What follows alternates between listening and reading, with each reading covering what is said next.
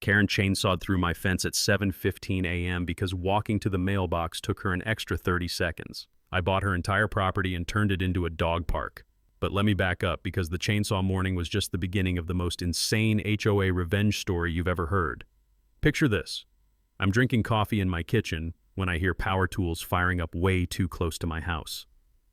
I look outside, and there's my HOA president in designer yoga pants and safety goggles, attacking my 6-foot cedar fence like she's competing for the suburban psychopath Olympics. Her exact justification?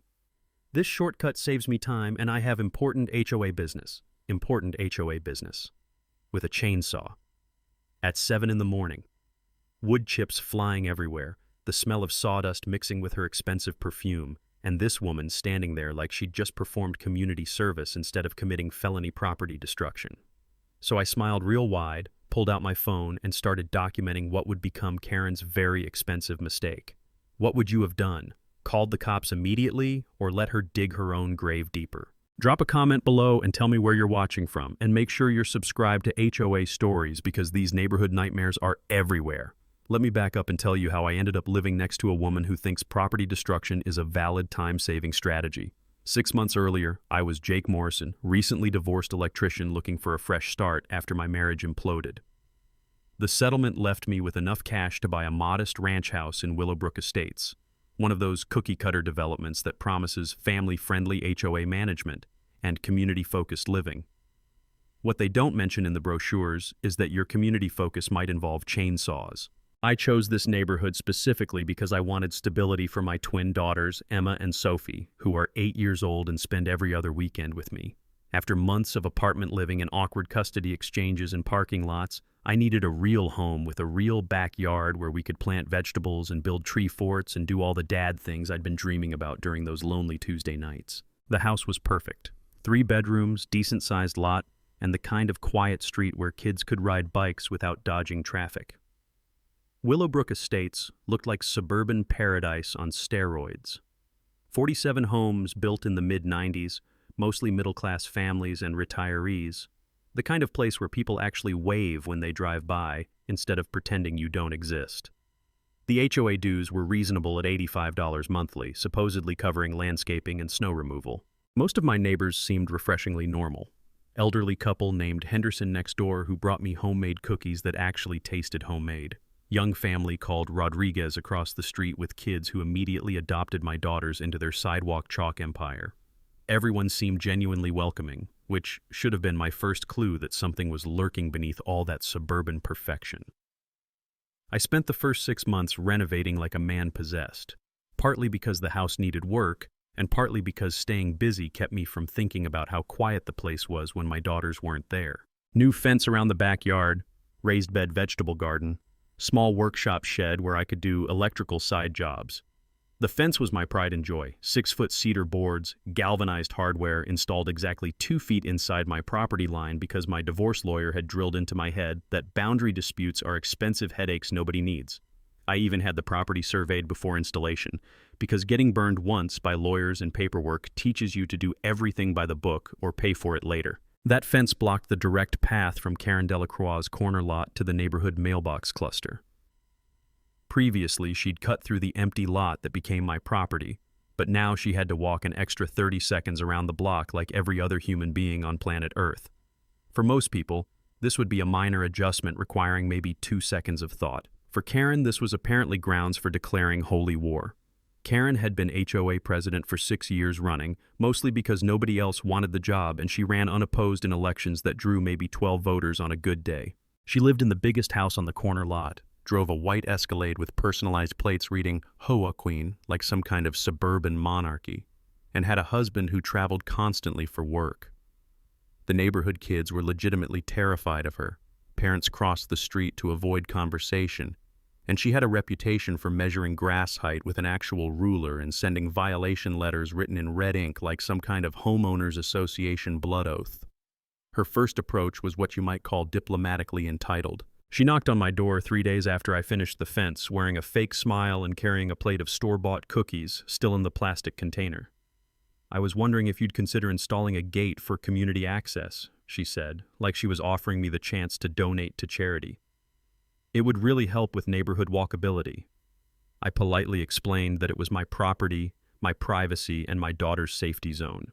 Her face went through this fascinating transformation, like watching a computer crash in slow motion, while the hard drive makes those grinding sounds that mean you're about to lose everything important. 2 days later, I found a violation notice taped to my front door. Apparently, my fence violated community aesthetic standards under Section 12.3b of the HOA bylaws, with a $200 fine that would increase by $50 daily until I achieved compliance. I spent that evening reading every page of our actual HOA documents, and guess what? Section 12.3b doesn't exist anywhere in the real bylaws. My divorce had taught me to always demand specific citations in writing because people love to make up rules when they think you won't check their homework. Most people just pay the fine rather than do the research, which is exactly what Karen was counting on, but I wasn't most people anymore. Karen's next move was straight out of the petty dictator playbook. If you can't win legitimately, rig the game. She called an emergency HOA board meeting for Thursday evening, which sounds official until you realize the board consisted of exactly 3 people. Karen, her neighbor Bryce, who'd vote to ban oxygen if Karen asked, and a rotating third seat that had been mysteriously vacant for 8 months. The meeting location was Karen's living room, because apparently democracy works better with matching throw pillows and scented candles. I only found out about this kangaroo court because Mrs. Henderson mentioned it while we were getting mail Friday morning. "Seems like they voted on your fence situation," she whispered, glancing around like Karen might be recording us from the bushes. According to the official minutes Karen had already typed up, my fence created a pedestrian safety hazard and reduced property values throughout the community. The vote was 2-0 to uphold the violation, with Bryce's signature looking like he'd practiced it beforehand. Here's what Karen didn't know. My divorce had turned me into a legal research machine. When someone tries to destroy your life with paperwork, you learn to read fine print like your survival depends on it. I spent Saturday at the county clerk's office, that fluorescent-lit temple of bureaucracy that smells like old paper and crushed dreams, digging through property deeds and HOA documents until my eyes burned. The good news? My fence was completely legal, properly permitted, and sitting entirely on my land. The better news? Karen's emergency meeting violated the original 1994 covenants requiring 7 days advance notice to residents. Her little tribunal was as illegitimate as everything else she'd been doing. That night I became the neighborhood's anonymous truth teller. I printed 47 flyers titled "Your Neighbor Who Actually Reads the Fine Print," complete with copies of property laws and HOA violations. At midnight, I distributed them to every mailbox except Karen's, because sometimes the best way to fight a bully is showing everyone else that the emperor has no clothes. My divorce taught me that sunlight is the best disinfectant, and Karen's whole operation depended on people not knowing their rights. Karen's retaliation came faster than a pissed-off hornet. Monday morning, my work van got ticketed for commercial vehicle violation, despite being parked in the same spot for months. Tuesday brought a surprise county inspector investigating anonymous complaints about unpermitted electrical work. The inspector spent 20 minutes examining my perfectly legal upgrades before apologizing for the waste of time. Wednesday, Karen started walking her designer poodle along my fence twice daily, letting it mark territory like she was claiming my property one piss at a time. But something beautiful was happening. Mrs. Henderson approached me while I was weeding, speaking in whispers like we were planning a revolution. "We got violation letters too," she said, "about our garden gnome being unauthorized. Had that gnome 15 years. The Rodriguez family stopped by that evening with their own story. Karen demanded they remove ethnic decorations, which turned out to be gorgeous terracotta planters with succulents. I realized Karen hadn't been targeting just me. She'd been systematically terrorizing the entire neighborhood, and people were finally connecting the dots. The breaking point came Saturday evening when I was building a bookshelf for my daughters. It was barely 6 p.m. when Karen called police claiming industrial noise disturbance. Officer Martinez arrived looking annoyed, measured decibel levels with an actual sound meter, found no violation. As he left, he pulled me aside. "We get calls about this address monthly, different complainants every time, never any real violations. Thought you should know." That's when everything clicked. I installed security cameras covering my property that weekend, completely legal since they only monitored my own land. More importantly, I started attending actual HOA meetings. Those pathetic monthly gatherings where Karen talked to herself while Bryce nodded like a dashboard dog. My lawyer had hammered into my head that documentation beats emotion every time. So I began keeping detailed records, dates, times, witnesses, everything Karen did. Patterns become obvious when you write them down. And Karen's pattern was harassment, plain and simple. She noticed the cameras within hours and hand-delivered a note that same evening. Remove surveillance equipment immediately or face legal action. I responded with certified mail explaining my right to monitor my own property. When she had to sign for that letter, her face went through this incredible transformation, like watching someone realize they've been playing checkers while everyone else moved to chess. But here's the twist that changed everything. 3 other neighbors approached me after that weekend, each carrying their own stack of bogus violation letters. Karen hadn't just been harassing me, she'd been running a neighborhood-wide intimidation campaign for months. Mrs. Henderson had violations for her garden gnome. The Rodriguez family faced fines for ethnic decorations. Even quiet Mr. Patterson got cited for his American flag being improperly displayed.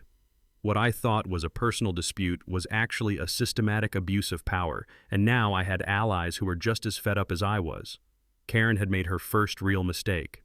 She'd shown me that I wasn't fighting alone. Sometimes the best thing a bully can do is reveal how many people they've been bullying, because that's when those people start talking to each other. And once people start talking, bullies start losing. The chainsaw morning happened exactly 1 week after I installed those security cameras, and I'm convinced Karen planned it that way. Tuesday, 7:15 a.m. I'm buttoning my work shirt when I hear power tools firing up way too close to my house. At first I figured it was road construction, but then I looked out my kitchen window and witnessed something that made me question the fabric of suburban reality. Karen Delacroix, dressed in designer yoga pants like she was heading to Pilates, attacking my fence with a chainsaw like she was competing for the neighborhood psychopath Olympics. I grabbed my phone and hit record while she cut a perfect 4-foot section out of my fence, scattering cedar chunks across my tomato plants like woody confetti from hell. The smell of fresh sawdust mixed with her overpowering perfume created this surreal combat zone atmosphere that belonged in a fever dream, not a Tuesday morning in Middle America. She even improvised hinges using my fence posts, creating her own personal gateway to convenience because walking 30 extra seconds was apparently beyond her physical capabilities. When I stepped outside in my work clothes, Karen looked up from her destruction with the kind of righteous confidence usually reserved for people who've just discovered fire. "I'm creating emergency access for community safety," she announced, wood chips clinging to her $100 workout top. "You can bill the HOA for any damages." I kept my voice level and kept filming. "Ma'am, you're destroying my property with power tools." Her response was peak Karen entitlement. "I'm improving community infrastructure for everyone's benefit." I called police while still recording, and Officer Martinez arrived within 20 minutes looking like he'd rather be chasing actual criminals. By then, Karen had undergone a complete personality transplant from chainsaw-wielding property destroyer to victimized suburban mom dealing with an unstable neighbor. She claimed I'd threatened and intimidated her while she was performing necessary community maintenance. The video evidence told a completely different story, but then Marcus Delacroix arrived in his expensive German sedan and $1,000 suit, and suddenly everything became a legal chess match. Marcus turned out to be senior partner at Delacroix and Associates, specializing in municipal law with contracts throughout the county. Within minutes, Karen transformed from chainsaw maniac to confused community volunteer, being harassed by an aggressive resident. Officer Martinez pulled me aside with advice that changed my entire approach. "Press charges now, or this escalates until someone gets seriously hurt. People like this don't stop until the law makes them stop." That afternoon, I filed criminal property destruction charges. But more importantly, I started investigating the Delacroix money trail. What I discovered made Karen's fence obsession look like small potatoes. Marcus's firm held over $200,000 in annual contracts with our county, including snow removal, landscaping, and legal services. The exact same services our HOA supposedly hired through competitive bidding. Karen wasn't just power tripping. She was potentially running a corruption scheme funneling neighborhood money directly into her family bank account. The financial pattern was obvious once I started tracking public records. Our HOA dues had tripled during Karen's 6 years as president, but actual services remained identical. Meanwhile, Marcus's firm was getting no-bid contracts for everything from legal consultations to lawn maintenance. Every dollar we paid in increased fees was potentially ending up in Karen's household budget, which explained why she fought so viciously to maintain control.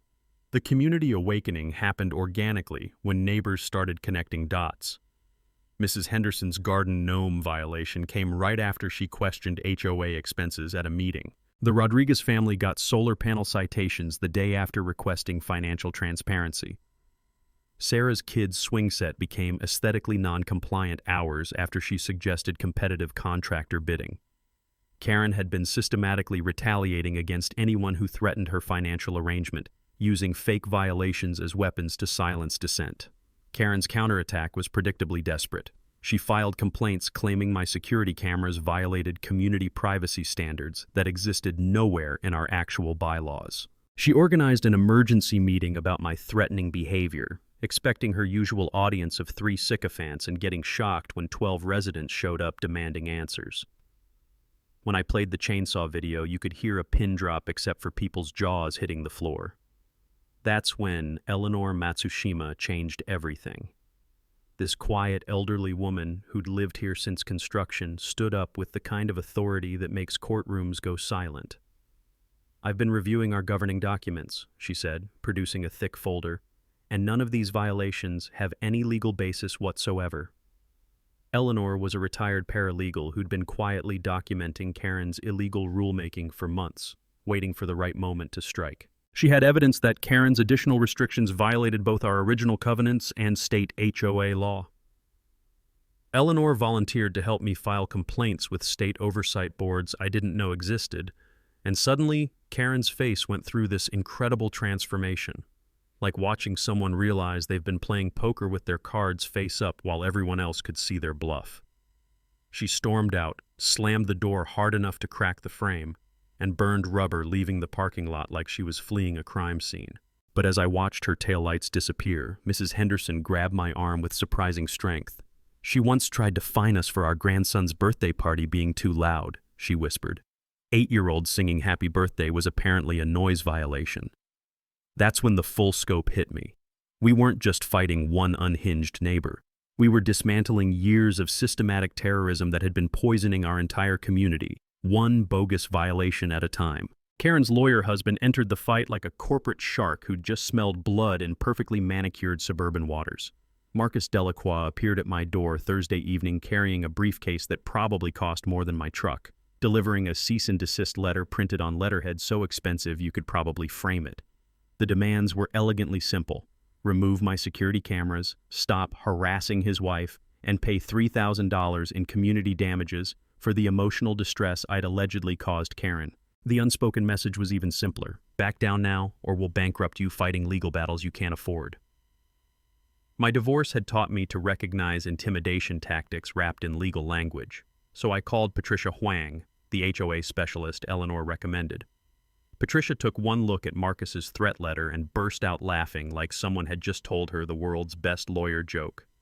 "This is the most blatant abuse case I've seen in 15 years, she said, still chuckling. "And trust me, I've seen some real doozies. Your neighbor's husband just committed several ethics violations in one document.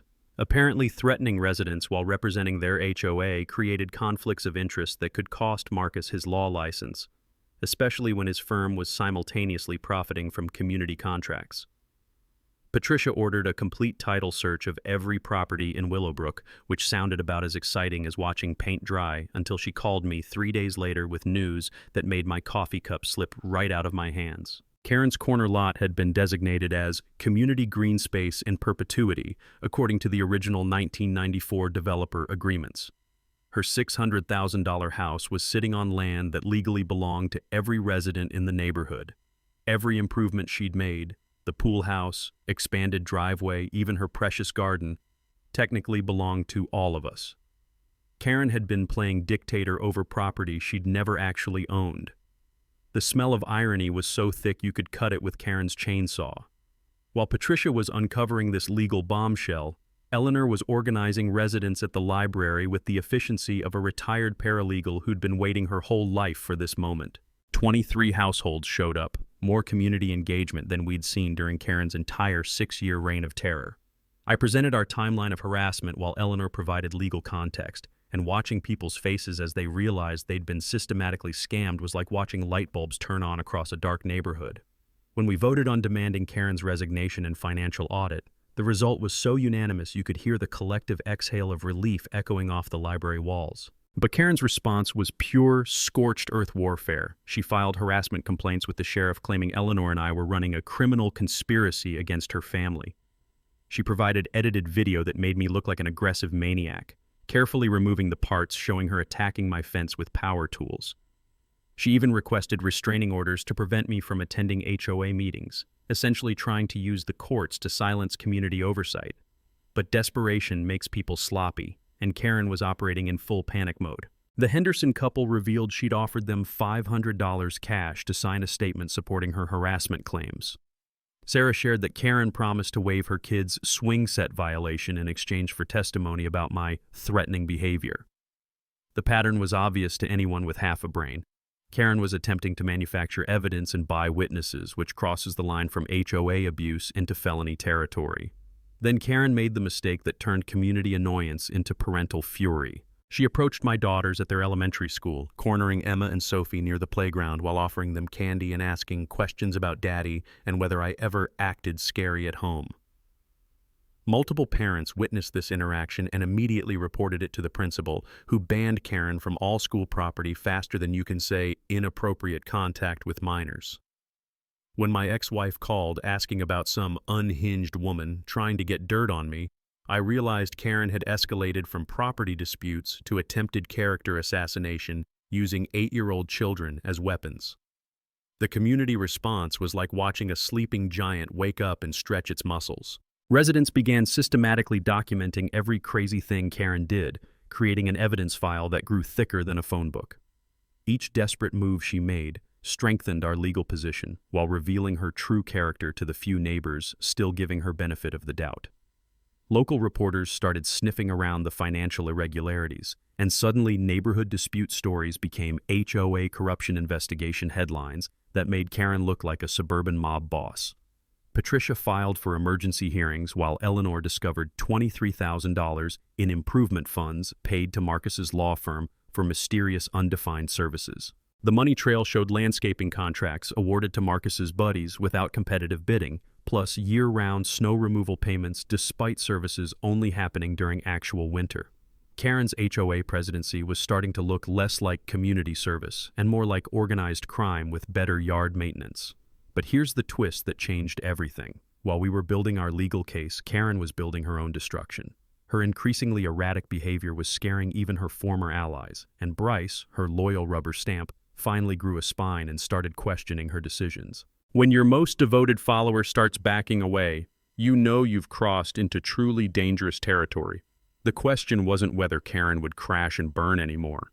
It was whether she'd take the whole neighborhood down with her. Eleanor's phone call came at 8:47 a.m. on a Tuesday that started with me watching Karen pace her driveway like a designer-dressed prison inmate planning her next escape attempt. "Jake, you need to sit down for this," Eleanor said, her voice vibrating with barely contained excitement. I was already sitting with my morning coffee, but something in her tone made me set the mug down and grip the kitchen counter like I was bracing for impact. "I found something at the county courthouse that changes absolutely everything," she continued, and I could hear papers rustling in the background like she was handling evidence from a crime scene. While digging through property records for our legal case, Eleanor had discovered the original 1994 developer agreements buried in a filing cabinet that looked like it hadn't been disturbed since grunge music was popular. Hidden in the dense legal language was a clause that made my heart perform gymnastics. Karen's corner lot was designated as community green space in perpetuity. The words hit me like a cartoon anvil falling from a great height. Karen's $650,000 house was sitting on land that legally belonged to every resident in Willowbrook Estates, forever. Her entire property, the main house, pool house, expanded driveway, even her precious rose garden, had been built on community land that was sold illegally to the previous owner, who then flipped it to the Delacroix without anyone bothering to read the microscopic print that would have prevented this whole mess. The irony was so thick you could serve it at Thanksgiving dinner. The woman who'd been terrorizing us with fake property violations was essentially an extremely well-dressed squatter living on stolen community land while claiming authority over the people who actually owned it. Patricia's legal assessment was brutally simple. We could force Karen to buy the land at market value, demand she sell the house back to the community, or drag her through years of expensive litigation that would probably end with her family losing everything. But sitting there in my kitchen, surrounded by the smell of cooling coffee and the morning sunlight streaming through windows that Karen had tried to regulate with her imaginary bylaws, I felt something completely unexpected. Instead of the victory rush I'd been anticipating for months, a heavy weight settled in my stomach like I'd swallowed a bowling ball.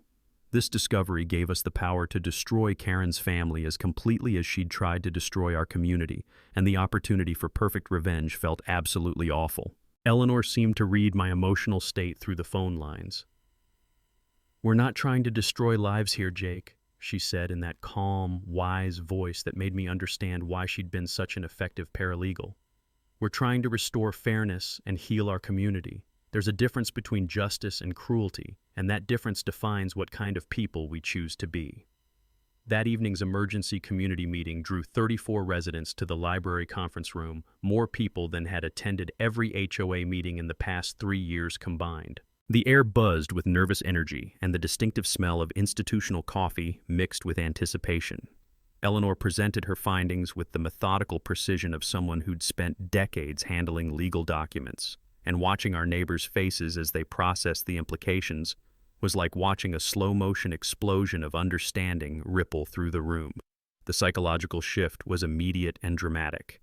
Karen went from neighborhood dictator to community tenant in the span of 20 minutes. We weren't fighting harassment anymore. We were managing a real estate crisis that would test our community's character. Notably, Karen skipped the meeting despite receiving a hand-delivered invitation, and neighbors reported seeing a moving truck in her driveway that morning. Sometimes the most telling response is complete silence. The question was no longer whether we could win this fight. The question was what kind of victory we wanted to achieve, and whether we'd choose justice or revenge when the opportunity for both was sitting right there in black and white legal documents that smelled like old paper and possibilities. The community strategy session felt like a cross between a town hall meeting and a military planning operation, except instead of discussing bridge repairs or invasion tactics, we were democratically deciding how to handle our accidental real estate empire. Eleanor had commandeered the library's largest conference room, which smelled like old books and industrial carpet cleaner, and 28 residents showed up carrying notebooks, coffee and travel mugs, and the kind of grim determination usually reserved for people planning elaborate heists or surprise interventions. I stood at the front facing neighbors who'd transformed from suspicious strangers into genuine allies over the past few months of suburban warfare. Mrs. Henderson occupied the front row with a legal pad covered in her meticulous handwriting, looking like a court stenographer preparing for the trial of the century. The Rodriguez family had claimed an entire row, their kids doing homework while parents took notes on community governance. Even Mr. Patterson showed up wearing his good tie, treating this meeting like the most important business of his retirement. "We have 3 paths forward," I began, feeling like a game show host revealing prizes behind mysterious curtains. "Option 1 is the nuclear approach. Immediate legal action to reclaim community land. Karen loses everything, probably faces bankruptcy, and we get a valuable corner lot for parks or community facilities. Downside, years of expensive litigation, media attention, and the reputation as the neighborhood that destroys families for sport." The silence was so complete you could hear the fluorescent lights buzzing overhead like anxious insects. Sarah raised her hand with the hesitation of someone asking a dangerous question. "What happens to their teenage son?" The room shifted uncomfortably as everyone suddenly remembered that total victory involves real collateral damage to innocent people, including kids who never asked to be part of their mother's suburban reign of terror. "Option 2 is the buyout solution," I continued, watching faces process the implications. "Karen purchases the land at fair market value, $180,000. Money funds genuine community improvements. Delacroix keep their house but lose HOA control. Everyone moves forward with dignity. Clean resolution, fair compensation, no destroyed lives cluttering our collective conscience." Eleanor nodded from her strategic position near the windows, afternoon sunlight highlighting her silver hair like she was some kind of suburban oracle dispensing wisdom to confused homeowners. She'd been advocating for this measured approach since the property discovery, arguing that communities heal through justice rather than vengeance. Sometimes the difference between winning and actually solving problems comes down to choosing solutions that let you sleep peacefully afterward. "Option 3 is compromise territory," I said, though I could already read the room's temperature dropping. Reduced payment of $90,000 plus immediate resignation and public apology. We get improvement funding, she keeps her home with smaller financial hit, and we test whether reconciliation is possible after major conflict. The secret ballot process took 20 minutes of people marking index cards like we were electing a new pope, complete with hushed conversations and strategic glancing. When Eleanor tallied results, option 2 won decisively with 18 votes, option 3 captured 7, and only 3 residents chose nuclear warfare. The message was crystal clear. Our community wanted justice seasoned with mercy rather than revenge served ice cold. Patricia's legal strategy was beautifully elegant in its simplicity. File quiet, title action, establishing community ownership, while simultaneously offering voluntary settlement terms. This created 30-day deadline pressure without immediate nuclear consequences, giving Karen time to make rational decisions while protecting our legal position. All costs would come from eventual settlement, meaning zero financial risk for individual residents. My divorce education had taught me to appreciate lawyers who think like chess masters rather than just expensive bulldogs. The budget planning session felt like Christmas morning for anyone who'd ever wondered where their HOA dues actually disappeared. Eleanor's transparent spreadsheet for the $180,000 windfall made everyone's eyes light up like kids discovering presents under the tree. Priority 1, professional HOA management company at $12,000 annually, finally ending the era of amateur hour dictatorship forever. Priority 2, accessible playground equipment worth $35,000 of swings, slides, and community joy. Priority 3, community garden with raised beds and irrigation systems. $15,000 of vegetables we could donate to the food bank while teaching kids where tomatoes actually come from.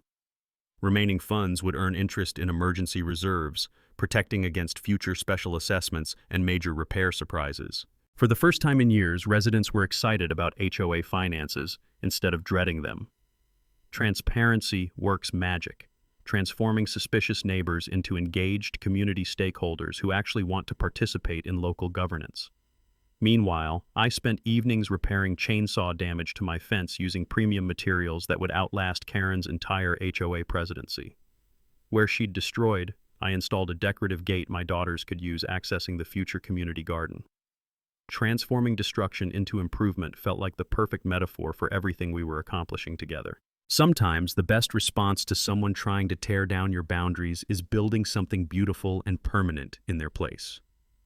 The professional management company Eleanor found specialized in community healing after board dysfunction, with 15 years' experience helping neighborhoods recover from exactly our type of situation. Their services included transparent financial management, professional meeting facilitation, and guaranteed compliance with state regulations. The cost was significantly less than continued warfare, proving that sometimes paying professionals to handle complicated situations is the smartest investment possible. Karen's scorched earth response arrived like a legal tsunami hitting a beach town full of people who'd never seen the ocean angry. Marcus served papers simultaneously to 15 residents involved in our community organization, claiming we were running a criminal conspiracy to commit extortion and seeking $500,000 in damages, plus restraining orders that would prevent us from breathing in each other's general direction. The strategy was brutally elegant. Bankrupt every family in the neighborhood through legal fees before our property case could reach court. Because if you can't win on merit, you can always try to outspend people until they surrender from pure financial exhaustion. The media blitz began within hours, with Karen calling Channel 7 News claiming she was the victim of a neighborhood mob targeting an innocent family. She arrived for the interview wearing her most sympathetic outfit, a soft cardigan that probably cost more than my monthly car payment, and provided carefully edited footage that made her look like a suburban saint under siege by unstable residents. The smell of her desperation was masked by expensive perfume, but anyone paying attention could detect the underlying panic. Watching that broadcast felt like living in an alternate universe where chainsaws were gardening tools and property destruction was community service. But desperation makes people cross lines they'd never consider during rational moments, and Karen was operating in full survival mode. A private investigator appeared at my workplace, telling my boss I was mentally unstable and potentially dangerous to coworkers. Anonymous complaints flooded the state licensing board questioning my electrical work, despite every project being properly permitted and inspected by people who actually understood building codes. Most sickeningly, Karen began spreading poison at my daughter's school. telling other parents about my erratic behavior during custody exchanges and suggesting I might be an unfit father. The community siege intensified with military precision. Residents received threatening letters from Marcus's law firm demanding they cease all conspiracy activities or face individual lawsuits that would cost more than most people's annual salaries. Eleanor, our retired paralegal general, faced an Adult Protective Services investigation claiming she was being manipulated by unstable neighbors. The Rodriguez family discovered someone had reported them to immigration authorities despite being American citizens longer than I'd been alive. Karen's willingness to destroy innocent families, including elderly neighbors and legal immigrants, revealed the true scope of her moral bankruptcy.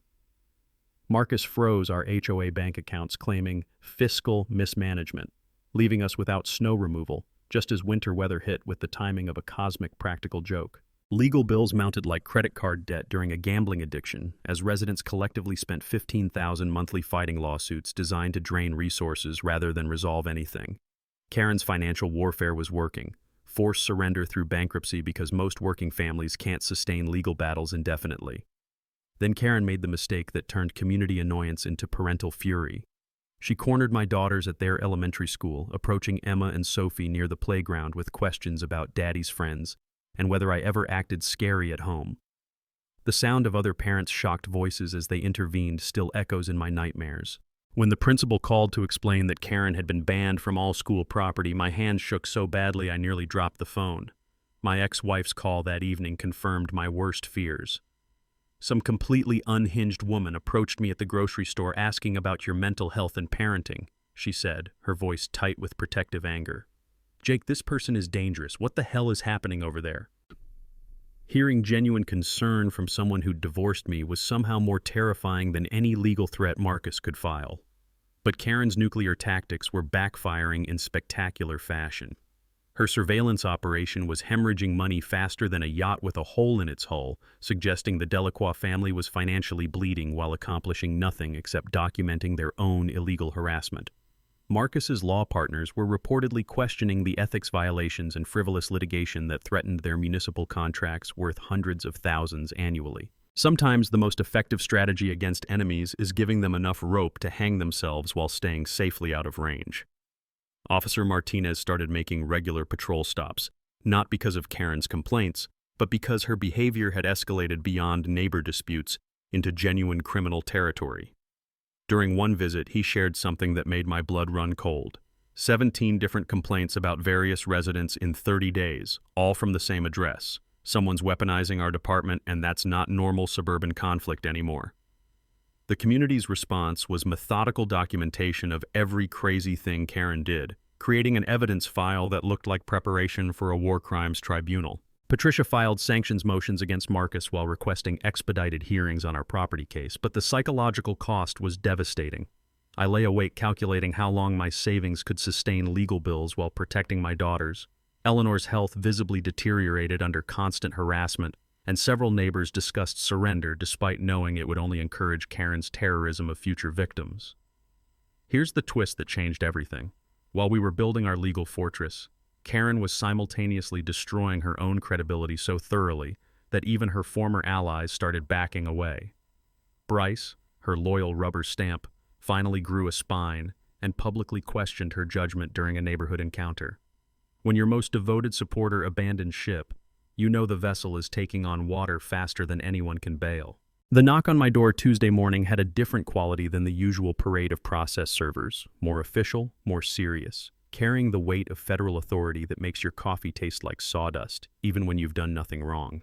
Agent Sarah Morgan from the FBI Civil Rights Division stood on my porch in a crisp navy suit, holding credentials and wearing the expression of someone who'd investigated enough hate crimes to recognize patterns from orbit.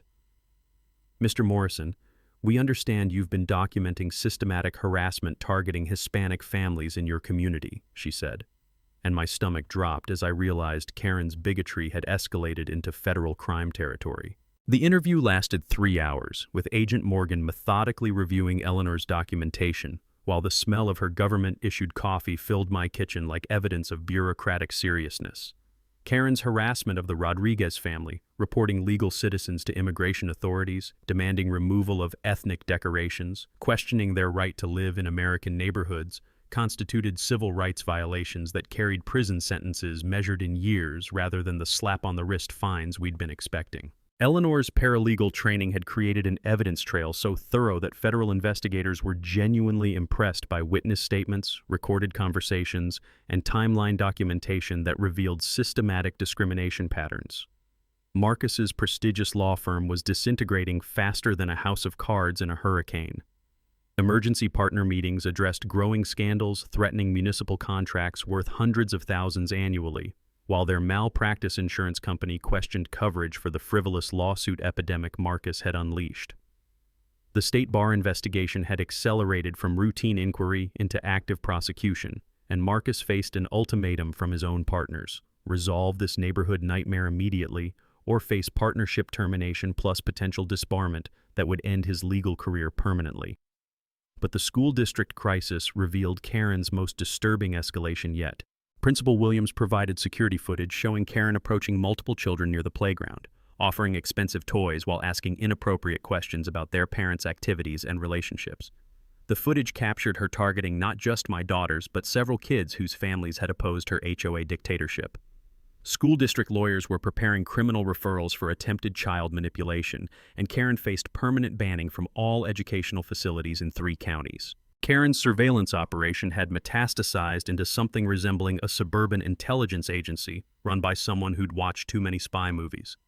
Private investigators were following residents to work, photographing license plates at grocery stores, and conducting background checks on anyone who'd questioned her authority.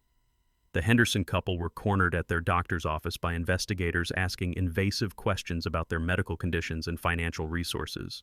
The costs suggested Karen was hemorrhaging thousands weekly on neighborhood espionage, indicating either unlimited financial resources or complete desperation-fueled insanity. The county building inspection delivered the knockout punch Karen never saw coming. Inspectors discovered $75,000 in unpermitted additions that violated every safety code imaginable: electrical work that could start fires, plumbing modifications that violated health standards, and structural changes that made the house potentially uninhabitable. Karen faced $25,000 in immediate fines plus astronomical costs to bring everything to code or demolish the illegal construction entirely. The woman who'd terrorized neighbors over imaginary violations was living in a house that violated actual laws. My custody weekend became Karen's final desperate gambit when she approached Emma and Sophie at Riverside Park, offering them $100 toys while asking if Daddy ever talked about hurting the bad neighbors or had scary friends visiting the house. The sound of my 8-year-olds describing this interaction made my hands shake so violently I could barely hold the phone. Multiple parents witnessed the encounter and physically intervened, with one father literally standing between Karen and my children, while another live-streamed the confrontation on social media. Our neighborhood transformed into something resembling a witness protection community as Karen's behavior became increasingly erratic and threatening. Residents organized escort rotations for children's activities, installed motion sensor lights throughout common areas, and coordinated with police for hourly patrol increases. The playground where kids used to ride bikes freely now required parental supervision and security protocols. Karen had succeeded in terrorizing an entire community, but her reign of fear was about to end spectacularly. Federal charges arrived with the swift efficiency of government machinery finally clicking into gear. Karen was arrested at 6 a.m. on multiple civil rights violations, with additional charges including stalking, witness intimidation, and conspiracy to violate constitutional protections. The FBI had been building systematic harassment cases for months, and Karen's documented behavior provided the perfect test case for federal prosecution of neighborhood terrorism. Agent Morgan explained that Marcus wasn't charged, but cooperation with the investigation was mandatory, or he'd face his own federal consequences. The property case proceeded uncontested with Karen in federal custody, and our community received clear title to land under her house plus automatic judgment for $180,000 in damages. But watching the FBI perp walk Karen out of her house in handcuffs while neighbors stood on their porches in shocked silence felt more tragic than triumphant. Her teenage son sat in their car crying while his father tried to explain how his mother's need for control had destroyed their entire family. Agent Morgan's parting words haunted me. We've seen this escalation pattern before. People in minor authority positions become so obsessed with maintaining power that they commit increasingly serious federal crimes. Your neighbor crossed every line possible because admitting she was wrong felt worse than destroying everyone around her. The federal courthouse on that crisp October morning looked like the set of a legal drama, except the coffee-clutching reporters lining the steps were real, the news vans weren't props, and the 30-plus Willowbrook residents filling the gallery represented months of suburban warfare finally reaching its conclusion. The smell of institutional disinfectant mixed with nervous perspiration as our entire neighborhood held its collective breath, waiting to see whether justice would actually be served or just performed for the cameras. Karen shuffled into the courtroom wearing an orange detention jumpsuit that made her look like a deflated balloon version of the designer-clad tyrant who'd chainsawed through my fence 6 months earlier. Her transformation was so complete that several neighbors didn't recognize her until she sat down. Marcus occupied the front row beside their teenage son, a family portrait of consequences that made even her harshest critics feel uncomfortable about celebrating victory. FBI agent Morgan presented the government's case with the methodical precision of someone who'd built a career on systematic harassment prosecutions. Evidence tables displayed printed emails, recorded phone calls, surveillance photos, and financial records that painted 18 months of escalating civil rights violations in living color. But here's what made the whole room gasp. Agent Morgan revealed that Karen's surveillance operation had cost over $90,000 in just 4 months, money that came directly from illegally diverted HOA funds that belonged to all of us. The prosecution recommended 2 to 3 years federal prison plus full restitution, but Karen's attorney delivered a curveball that nobody saw coming. The psychiatric evaluation revealed that Karen had been struggling with undiagnosed bipolar disorder complicated by prescription drug addiction, specifically anxiety medications she'd been obtaining from multiple doctors without telling any of them about the others. Her escalating behavior wasn't just power-drunk authoritarianism. It was untreated mental illness amplified by chemical dependency that had turned a controlling personality into a genuine danger to community safety. When Judge Harrison called for victim impact statements, I approached the podium carrying my daughter's drawings, wishing Karen to feel better, because 8-year-olds somehow understand forgiveness better than most adults. Your Honor, I used to think this case was about property lines and HOA bylaws, I began, feeling the weight of 30 families' experiences on my shoulders.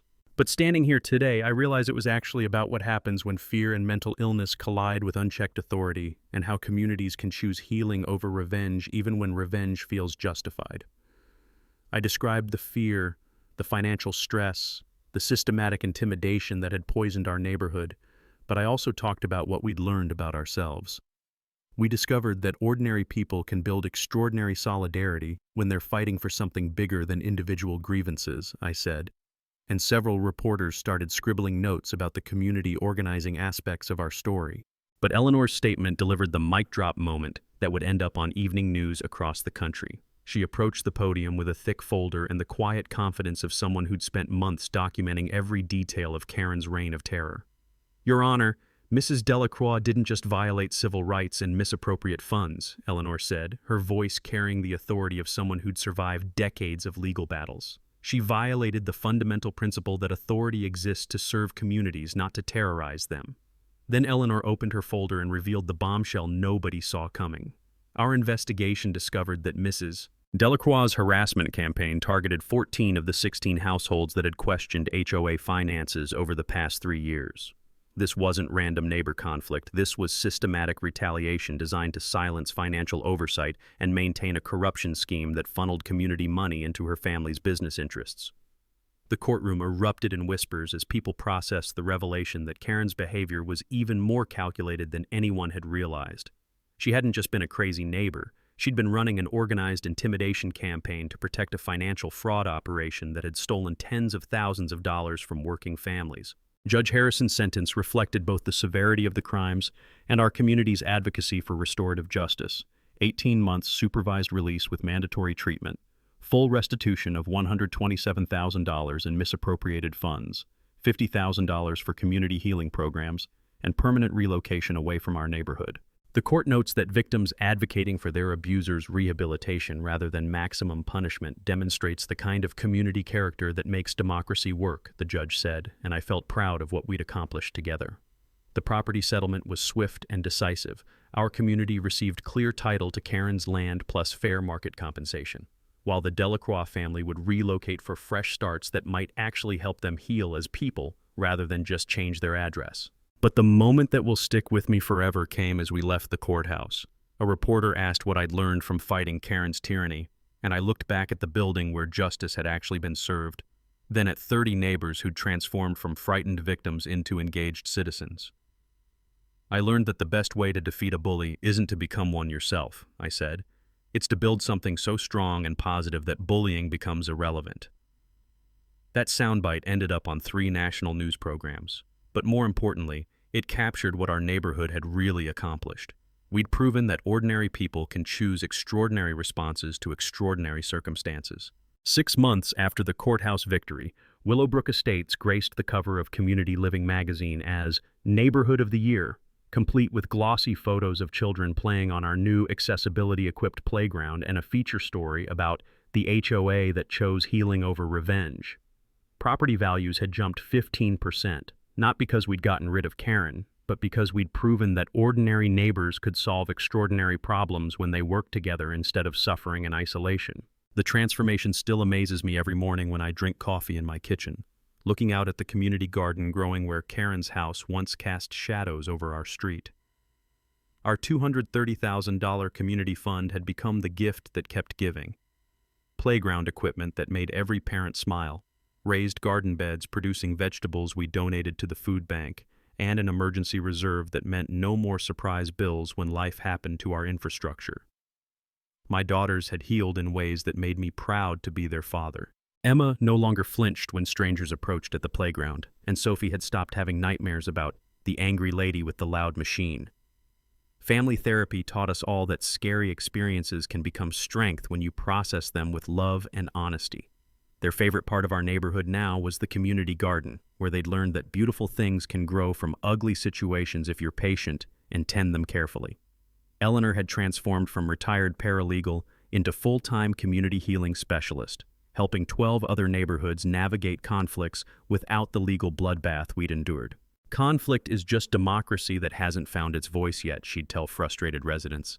And her success rate was remarkable because she understood that most neighborhood disputes were really about people feeling powerless rather than actually disagreeing about important issues. The annual Fence Day celebration had become our neighborhood's favorite tradition, marking not Karen's defeat, but our community's discovery of its own strength. This year's barbecue filled the entire block with the sounds of children laughing, parents actually talking to each other instead of avoiding eye contact, and teenagers who'd rather hang out in our neighborhood than escape to the mall.